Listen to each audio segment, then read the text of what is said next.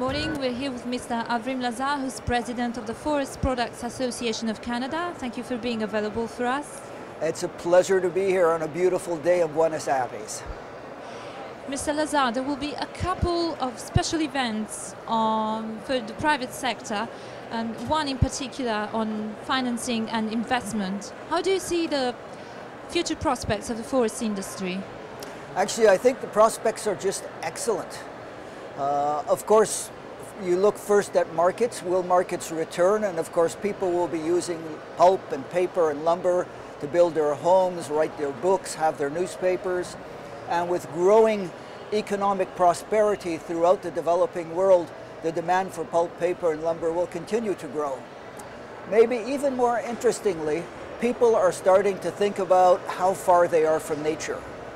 So when we live in our cities with plastic and concrete, asphalt, people feel alienated from their roots, from what is true, from what is the natural world.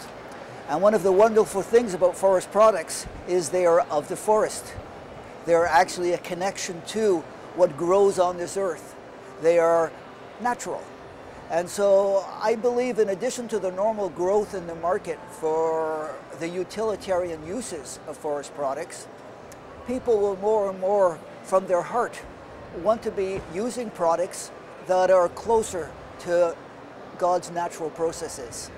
And that means wood, pulp, and paper. They'll want stuff that is of nature, not stuff that is distant from nature. And that might be the very key to our very prosperous and socially useful future.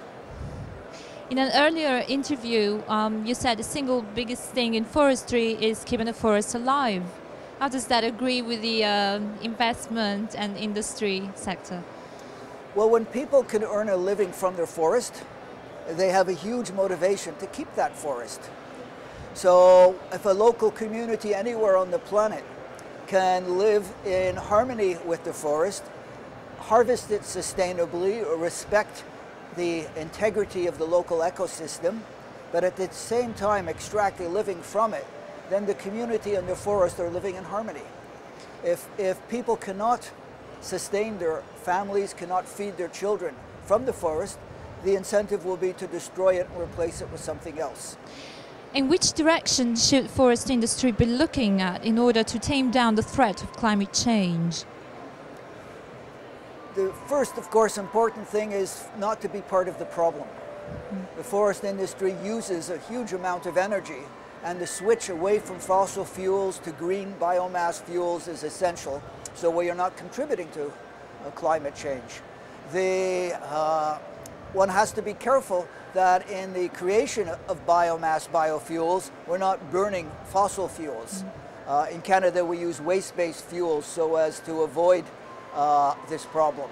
But after you switch to biofuels, the next thing is to be certain that we are sequestering a maximum of carbon in the forest. Though some people begin to think of that as a one-value enterprise. And we must remember that although climate change is important, biodiversity is also important. We should not turn our forests simply into carbon sinks. They should also be a place for the full biodiversity of nature to function. And then after you've reduced the use of fossil fuels by the forest industry and sequestered the carbon in the forest, the last thing we have to worry about is what happens to the products at the end of their life cycle. Because if wood or paper go to landfill, if they are thrown away rather than recycled or burned, then you have the production of methane, which is very, very harmful for the environment. Thank you very much indeed.